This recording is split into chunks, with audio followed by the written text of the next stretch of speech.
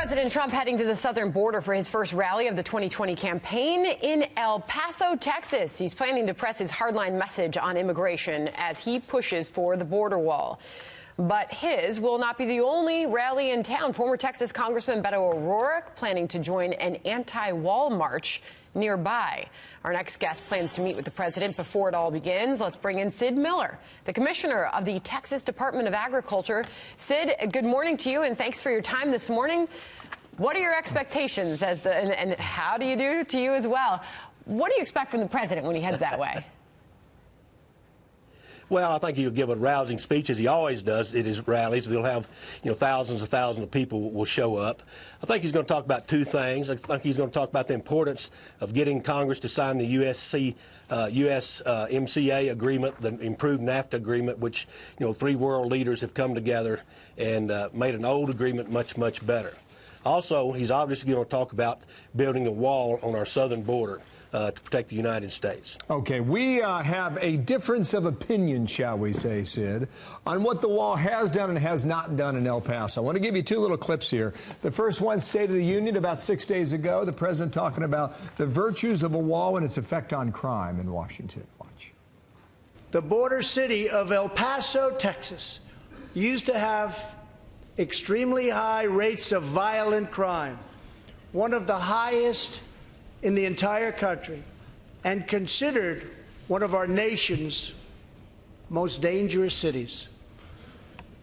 Now, immediately upon its building, with a powerful barrier in place, El Paso is one of the safest cities in our country. That was met with applause on behalf of Republicans. The mayor in El Paso is Dee Margo.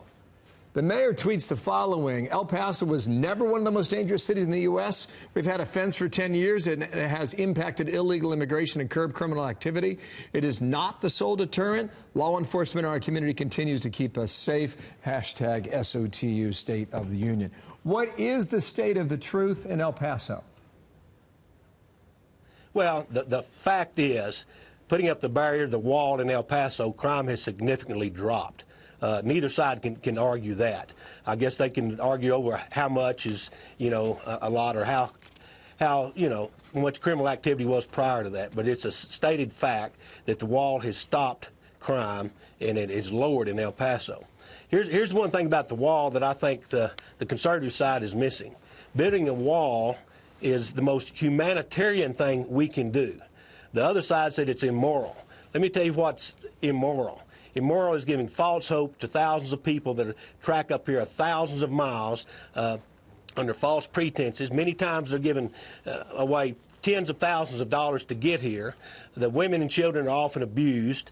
They're forced to carry packs of dope across into sex slaves, drug mules. I was chairman of Homeland Security for the state of Texas. I know those border regions. I know the sheriffs. I've been on those ranches. Many times when things go wrong, they're just abandoned. Many of them die. The farmers and ranchers down there want their land secure. Their property values have plummeted. They can't even sell that land. They can't work it. They can't farm it. They can't go on it. These drug cartels come across with these willing and unwilling immigrants to help them, get into the United States. They cut their fences, they kill their livestock, they rob their houses. Many people have been shot and harmed. The most humanitarian thing we can do is build that wall so these people can be funneled through legal channels and stop this sex trafficking, human trafficking, and drug cartel through our porous borders. Mr. Commissioner, across the street, as we mentioned, former Congressman Beto O'Rourke will be holding his own event, calling it March for Truth, Stop the Wall, Stop the Lies. Why is he carrying on with such a different message? Well, he's playing the far extreme left who wants open borders. They want unfiltered immigration. They want any background checks. They want freely, drugs and MS-13 gangs to come back and forth through our borders, which is just ludicrous. That's not the America I grew up in. That's not the America that I want for my family or my grandchildren. We need to secure the border for our side, for the protection of the immigrants coming in. They're being exploited, like I said, turned into sex slaves, drug mules, left abandoned to die in the desert. I've got thousands of pictures I could show you. So you that believe it's just believe treacherous. that walls work. That's what I hear you saying. That's your position, right, Sid? Walls absolutely work. Okay. There's no doubt If about that's it. the Anybody case, that's then- ever put one up, they Right. work. Here's what O'Rourke said on Twitter a few days ago. We'll just show it to our audience here. Our government built a border fence in El Paso in 2008, a misguided response to 9/11. No terrorists have crossed the southern border and attacked this country. It didn't make us any safer. In fact, crime in El Paso increased after it was built. That's O'Rourke. You have another Democrat in California, Gavin Newsom, the governor, who is expected to pull 400 National Guard troops off the border of Southern California. A similar move happened in New Mexico earlier. What do you think of that decision in California? Well, I think that's ludicrous. Why would you want a less secure border?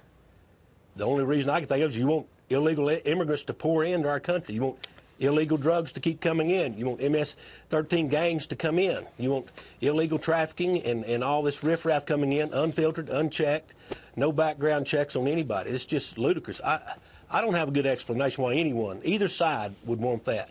We should have organized immigration. We should have legal immigration. We should expand our guest worker program. And the people that want to come up here and better their lives, I'm for them. We need to make that opportunity available, but we need to do it legally. We need to know who's here. We need to keep the riffraff out.